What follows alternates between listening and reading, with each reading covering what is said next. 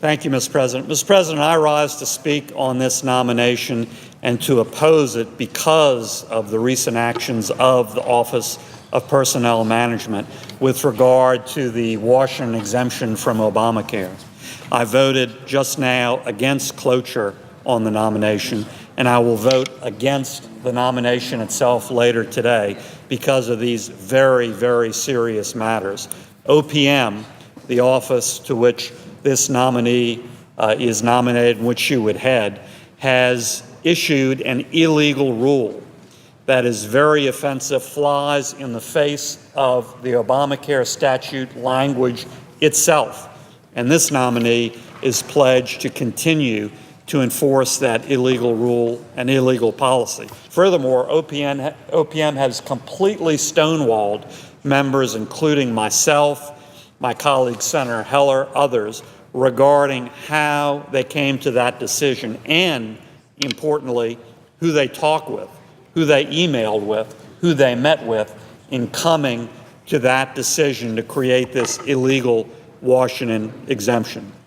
Mr. President, let me back up a little bit and explain exactly what we're talking about. And really, this story starts several years ago in the Obamacare debate.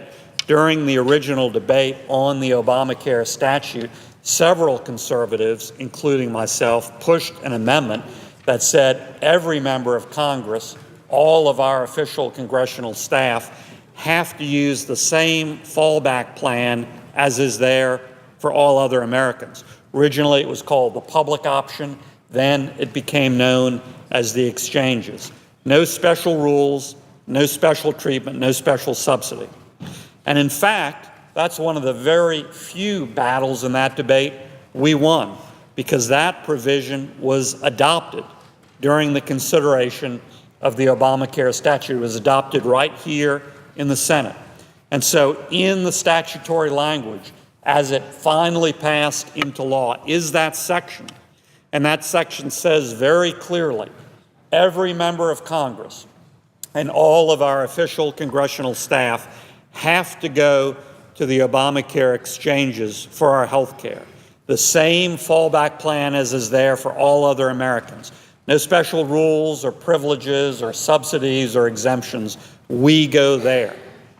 Well, Mr. President, I guess this became an example of what Nancy Pelosi was talking about when she famously said, well, we have to pass the law in order to figure out what's in it.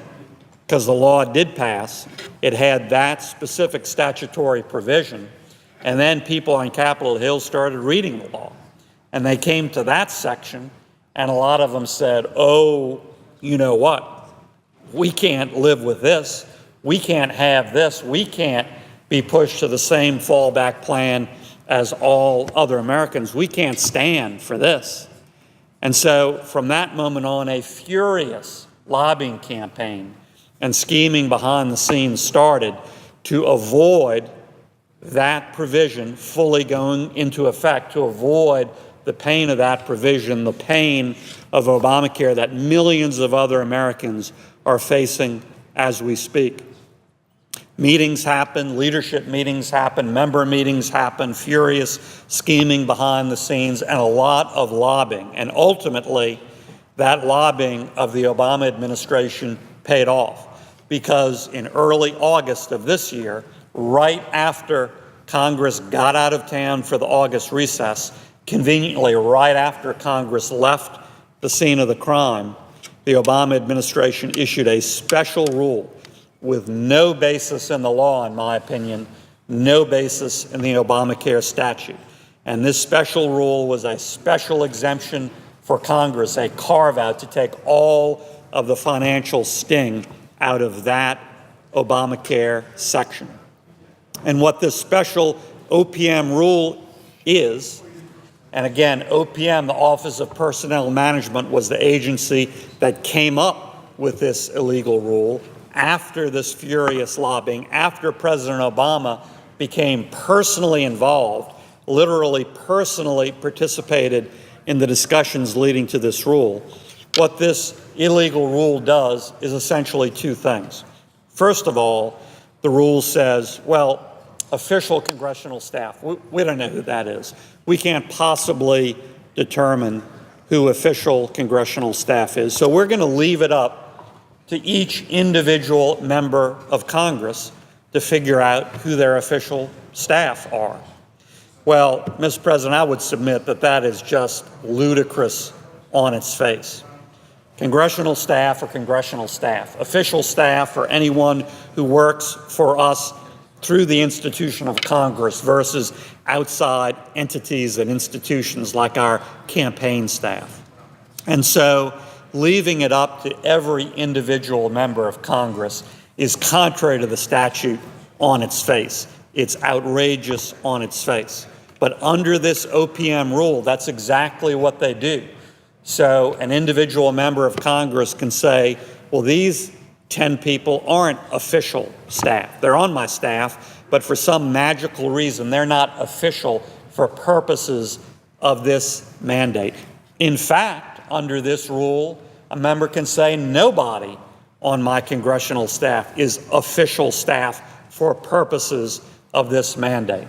And we see members doing that as we speak. We see examples of that being reported in the press as we speak, members deciding, well, nobody is official staff. I don't have official staff because it will mean they have to go to the Obamacare exchange and live by the same rules through the same experience as other Americans. That's flat out ridiculous. But that's not the only thing the OPM rule did, Mr. President. It did a second thing, which is perhaps even more outrageous. It said members of Congress and staff who do go to the exchange, they get to take along with them a huge taxpayer-funded subsidy that no other American at similar income levels enjoys going to the Obamacare exchanges. This is a huge subsidy worth at least $5,000 for individuals and $10,000 or $11,000 for families. And again, no other American at similar income levels is privy to that sort of subsidy. Now, again, Mr. President, I think this part of the OPM rule is flat out illegal. It is not in the Obamacare statute. There was discussion of it. There were drafts that allowed that to happen, but the language that was put in the law did not include that subsidy. It was specifically left out, and in fact, magically transforming what was under previous law, a federal employee health benefit plan subsidy, magically transforming that into some Obamacare exchange subsidy. That's contrary to law. That's beyond OPM and the administration's legal authority. But they just did it because they could to bail out Washington, to bail out Congress. Well, this is outrageous and it's illegal. As soon as I heard of this proposed rule in early August, Mr. President, I joined with many colleagues, House and Senate, and I appreciate all of their leadership. And I'm joined by many colleagues in the Senate who I specifically want to acknowledge, who are fighting for this change. Senators Enzi and Heller and Lee, Johnson, Inhofe, Cruz, and Graham. We're also joined by House members, led by Representative Ron DeSantis of Florida. And all of us quickly got together and said, this is illegal and this is wrong, and we have to stop it. And so we came up with language to do just that, to reverse this illegal OPM rule and to make sure that every member of Congress and all of our congressional staff go to the Obamacare exchanges, and we go there just like other Americans go there. No special exemption or special subsidy or special treatment. Now, our fix also expands that to the president, the vice president, their White House staff, and all of their political appointees, because that is appropriate as well. And so our language says to all those folks, Congress and the administration, you have to get your health care the same way other Americans are in the backup plan and the fallback plan and the so-called exchanges. You go to the exchanges and you get no special treatment, no special exemption, no special subsidy.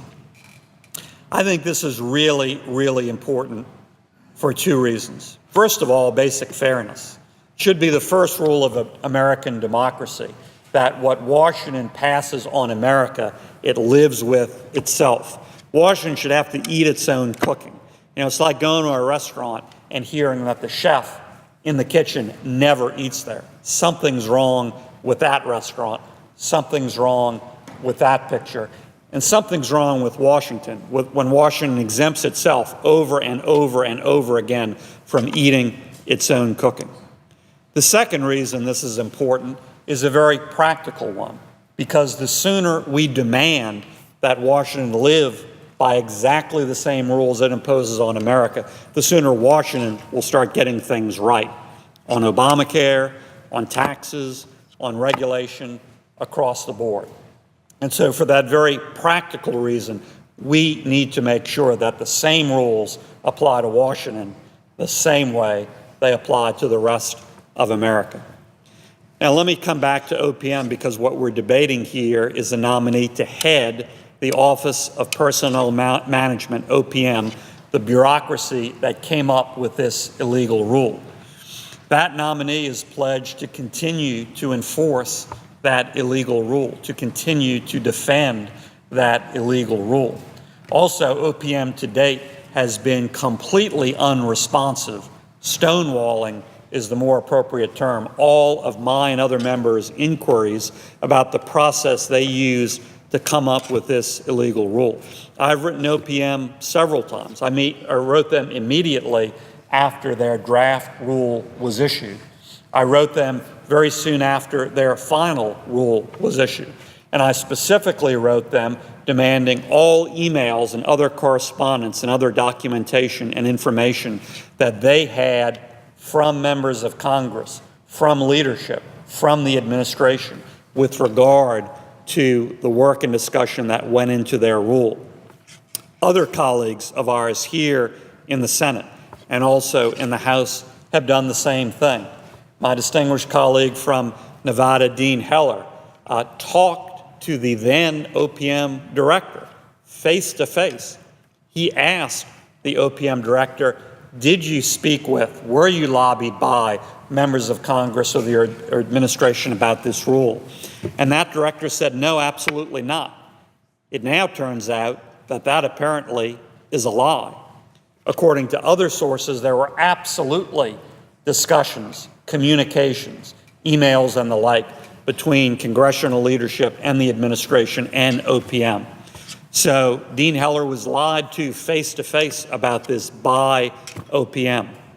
I've asked for all of the emails, all of the correspondence, all of the discussions that happened leading up to this rule involving members of Congress, leadership, and also the president and the vice president and members of their administration. That request for information has been completely stonewalled. So first, OPM caves to intense lobbying from Washington insiders. Second, it caves and issues an illegal rule contrary to the statutory language of Obamacare. And third, it stonewalls regarding the process and the conversations and the emails that led to that illegal rule. Mr. President, we just can't stand for that. And that's precisely why I'm opposing this OPM nomination, why I voted no on cloture, why I will vote no on the nomination. We need answers. We need to reverse this illegal rule. And yes, we need a vote on the Vitter amendment that the distinguished majority leader and others have blocked out for months now. We need that vote. We need that vote that has been actively blocked out by the majority leader for months.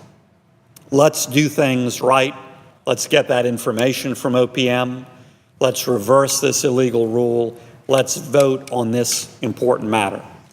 Thank you, Mr. President. With that, I suggest the absence of a quorum.